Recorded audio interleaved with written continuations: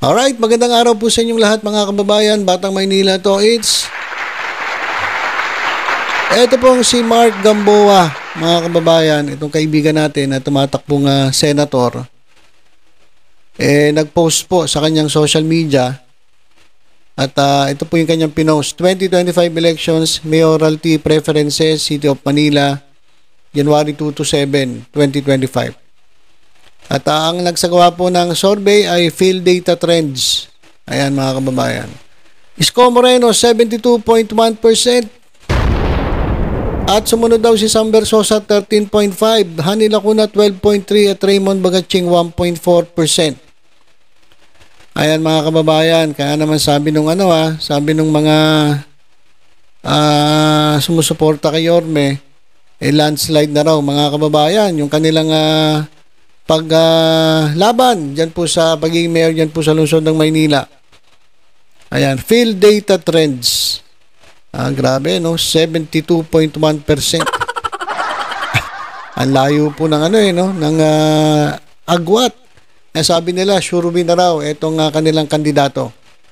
Ngayon, tingnan muna natin, ano ba tong Field Data Trends? Tingnan muna natin kasi baka naman hindi to legit na survey firm. Field Data Trends. Okay. Ito mga kababayan. Ito palang Field Data Trends ay dati pong Maymay Entrata page. Ano pala to? Fan ni Maymay Entrata, yung dating PBB housemate. Ito nga sabi ng Bat First Manila, dating PBB housemate na si Maymay Entrata, isa ng taga-survey ni Isko. Bistado, ang budol ni Isko Moreno kung saan natuklasan ang Field Data Trends ay dating isang Maymay Entrata page. Ayan mga kababayan. Ayun nga yung pinakita ko sa inyong survey. Yung pumalo si Isko sa 72% ayon sa survey ng Field Data Trends. Silipin ko nga.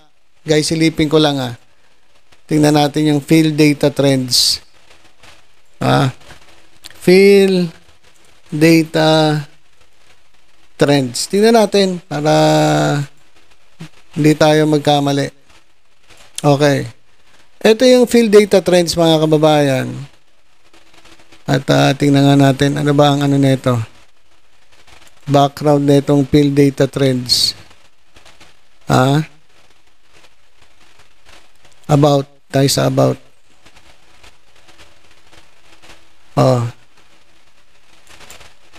Field transparency, about data trends. Ayan mga kababayan, kailan pa to? Kailan pa ba itong page na ito? Contact and basic info, wala. Page transparency, see all. Ayan mga kababayan, tingnan ninyo. Page information for Field Data Trends. Ayan mga kababayan, market research consultant daw ang tulongges. Pero dati, na-create ito August 2016. Ang pangalan niya, Merridale Maymay Entrata. Tapos, noong August 11, 2016, binago na naman niya ang kanyang pangalan sa Merridale Maymay Entrata FP, mga kababayan.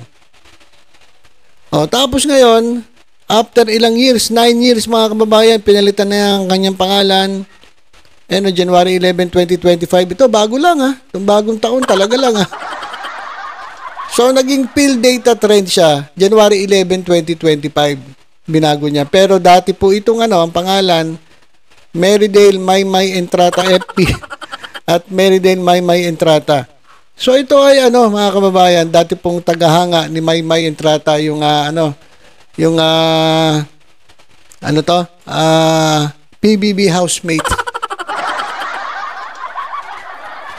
Tapos ngayon, pinangangalandakan niya na siya ay nagpa-survey. At ang survey yan, lumabas nga yung survey nila. Ayan mga kababayan, Ang laki na agwat ni Yorme kay Mayor Hani Lacuna, kay Sam Versosa at Raymond Bagaching. Ayan po ngayon yung pinakakalat.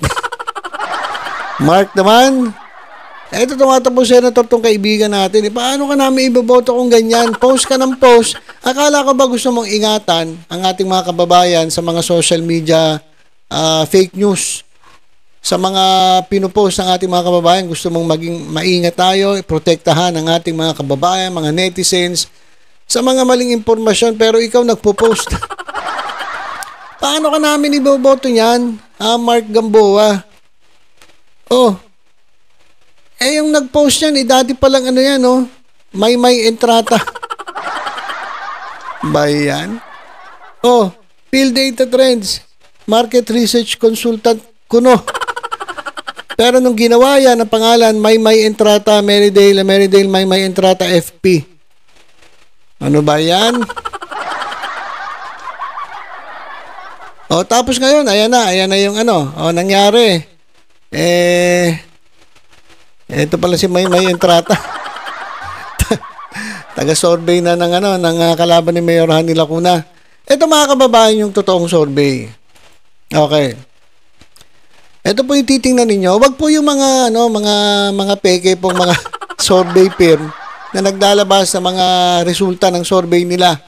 Baka alam nyo na, baka napakain ng pares. Baka napakain ng pares diyan sa kay Diwata. Kaya medyo pumabor dun sa isa. Ito mga kababayan, ito yung tingnan natin. Ito pong HKPH, Public Opinion and Research Center. Ito talaga legit. Hindi itong yung Field Data Trends na dati pong may entrata. Ito nga, ayan, Asia Research Center. Nag-survey sila. Tiningnan nila, binabantayan nila itong Maynila. At as of January 18, 2025, mga kababayan, yan po ang totoong survey. Base po sa kanilang pag-aaral. Ayan mga kababayan, lamang po si Isko.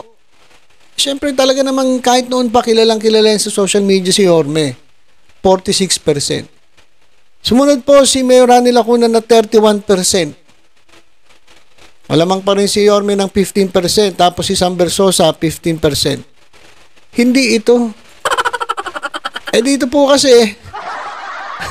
halatang-halata ka naman Field Data Trends, ay may pala. Halatang-halata ka naman, may entrata na meron kang kinikilingan ito kasi sa survey na to, meron silang dahilan ba't ganyan. At dati kung titingnan natin yung mga survey, talagang napakalayo ni Yorme kumpara kay Hanny Lacuna. Pero ngayon, dumidikit na po si Mayor Hanny Lacuna kay Isko Moreno.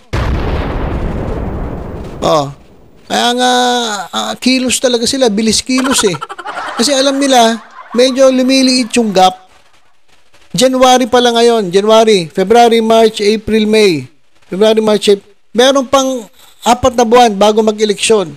At pwede na yung gap na yan ay mas lumiit o baka naman lumampas pa si Mayor Hanny Lacuna dito kay Isko Moreno.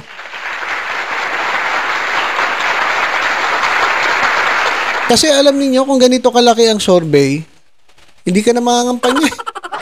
Kasi sure win ka na, landslide. Sabi nga na nag-comment dito, landslide. Pero ang totoo, mga kababayan, ang totoo po niyan, konti na lang ang alamang ni Isko Moreno kay Mayor Hanny Lacuna. Ito naman si Spam Versosa. Si Sam Versosa pala, medyo malayo-layo. Di pa naman kilala to si Spam. Ano ba yan? Ba't pa na Spam? So yan mga kababayan, meron pang 8% undecided. Kaya pwede pang magbago ito, mga kababayan, Saka itong survey na to ay non-commissioned. Wala pong nagpa-survey nito. Non-commissioned po ito. Ito, basahin ko lang to mga kababayan highlight ko, tapos basahin natin Ayan, yan po nasa ating screen.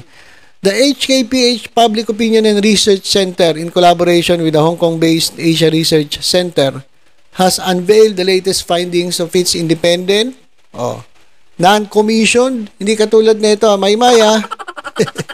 Hindi katulad ng itong Field Data Trends na naglabas ng ganitong kataas na survey.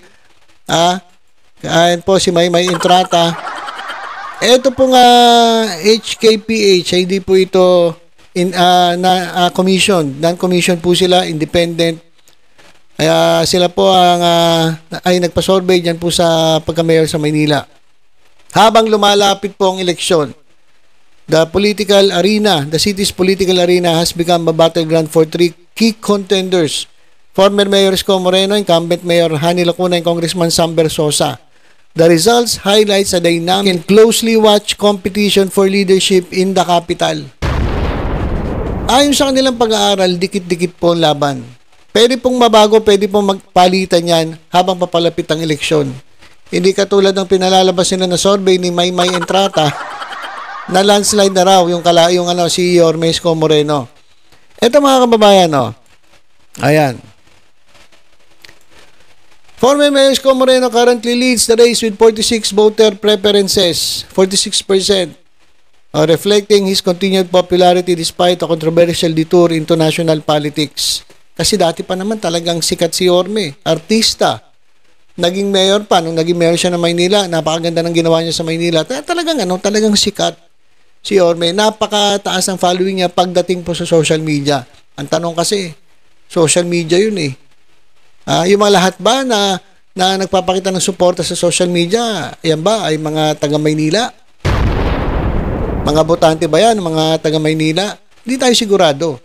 So, pwedeng mataas ka sa social media, pero pagdating sa ground, sa totoong buhay, mga kababayan, pwede kang konti lang. Kagaya nito mga kababayan, ginawa nilang survey. Kasi talagang makarisma itong si Isko Moreno. However,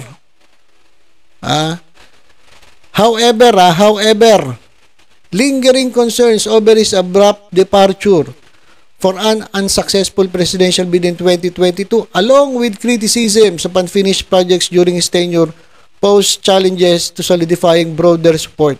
Kasi mga kababayan, ayun na kasi nangyari, iniwan niya yung Maynila. Ang dami mga proyekto na inumpisahan niya na hindi, iniwan niya na hindi niya tinapos. Sabi nga ng iba, dapat hindi mo na tumakbo si Isko sa pagka-presidente, dapat tinapos na muna yung kanyang termino para naging solid, konkreto yung kanyang mga accomplishment. Kasi lang nangyari mga kababayan, ang dami niya natayo, ang dami niyang naumpisahan. Kaya lang, sino ba nagtutuloy ngayon? Si Hani Lacuna, siya yung nagtutuloy, siya yung nagtapos. At matindi pa nito mga kababayan, yung mga proyekto na yon, kaya naumpisahan kasi po umutang ng napakalaki itong dating mayor. Para lang maumpisahan yung mga proyekto, nangutang sila. Kaya nga sabi ng iba, nagpapogi lang kasi nga balak niyan tumakbo sa mas mataas na posisyon. Ganun po yung nangyari. Kaya ito yung yung problema. Marami ka na umpisahan. Ngayon, ang daming post, nakikita ko yung mga post na bakit hindi pa pinamimigay, ganyan-ganyan. Nasa incumbent mayor na yon at naipamigay naman eh. Actually, napaganda pa nga eh. Kasi dati, rent to rent yung mga kondo. Ngayon, ginawa ni Mayor Hani Lacuna, rent to own. Mapapasa inyo yung mga properties na yan. Kasi dati, bayad ka ng bayad, pero hindi magiging sayo. Kasi ang mangyayari, kung ayaw mo na dyan, yung binigay mo na upa, siguro mga 2,000 kada buwan, ibabalik sa'yo. Pero sigurado, hindi na yan buo kasi mababawasan niya kasi masisira yung bahay eh. Yung papagawa dun sa bahay, sa'yo pa kukunin. Kahit ano naman gawin, kahit anong pag-ingat gawin mo dyan, maluluma yung bahay, di ba? So, ganun po yung mga issue. Hindi katulad po ni Mayor Hani Lacuna na ngayon po ay may 31% na voter support. Ayan mga kababayan. At siya ay tumatakbo for re-election. At napakaganda, sa totoo lang mga kababayan, sa kabila ng mga utang, nabaw ng utang ang Maynila sa utang, nababayaran po ni Mayor Hani Lacuna at natapos po lahat po ng proyekto mga kababayan. Kaya nga dahil po dito sa hands-on approach at dedication to continuity, marami pong napamahal kay Mayor Hani Lacuna at sa mga botante diyan po sa lungsod ng Maynila. Kaya sabi ko sa inyo, wag po kayong, lalo na sa mga kalaban, wag kayong papakampante kasi baka magulat na lang kayo, bigla kayong sumemplang. Kasi pataasan ng pataas ang voter preferences ni Mayor Hani Lacuna. Ito po yung totoong survey, mga kababayan. Ayan. Ngayon si Sam Versosa naman, si Sam Versosa, alam niyo naman bago pa lang po yan, ko lang ginawa ata yan sa Kongreso. Ginawa ba yan sa Kongreso? Kasi alam ko ano po siya ngayon representative ng isang party list. Ewan ko, nakikita ba natin? Nakikita nyo ba yan sa Kongreso? Parang wala naman. So, ito po ang totoong survey, mga kababayan. Yan po yung tingnan ninyo. Dikit po ang laban. Hindi po ganitong ginawa ni Maymay Entrata. Hindi po yan, wag po kayo maniniwala dyan. Ito po ang totoo. Lamang po talaga si Yorme. Pero habang papalapit ang eleksyon, lumiliit po yung gap at may posibilidad. At napakalaki ng posibilidad na maungusan ni Mayor Hani Lacuna si Isko Moreno pagdating po dyan sa 2025 midterm elections. Ang dami na rin po nga mga issue. Saka, kung mapapansin ninyo, sinisiraan si Mayor Hani Lacuna. Kung kayo sigurado at sinasabi niyong landslide ang inyong kandidato na mananalo, bakit kinakailangan niyong manira? Bakit kinakailangan niyong mag-imbento ng mga bali-balita, mga fake news? Ibig sabihin yan, threatened kayo. Ibig sabihin yan, alam niyo na sa ground ay talagang tagilid kayo. Meron kayong posibilidad na bigla kayong bumagsak sa huli. Ayun, nakikita nyo, ang daming mga umatin sa kanilang mga assembly kasi may balita nga, 50,000 bawat isang barangay kapitan. Hindi ko alam kung totoo yun. Ayan naman po ay naririnig lang natin sa mga marites. Basta ito po ang totoo, mga kababayan. Lumiliit na po yung gap. At pagdating po ng midterm election sa Mayo, baka po biglang bumaliktad ang barko. Kaya wag po kayong pasisigurado, lalong-lalo na doon sa mga DDS. Mga DDS na sumusuporta doon sa kalaban ni Mayor Hani Lacuna. Ano yan Saka wag kayo pipili ng mga DDS, mga kababayan. Alam niyo, delikado yan. Pag ang Maynila napunta sa kamay ng mga DDS, yari. Yari kayo dyan. Kaya pinakamaganda, doon na tayo sa isang kandidato na talagang mahal ang mga Manileño. Saka yung nagtatrabaho, yung talagang nagtatrabaho, hindi yung nagpapapogi. Okay, so ilang muna mga kababayan, basta tutok-tutok lang po dito sa Batang Maynila to sa iba pang updates. Ingat po tayong lahat. God bless po.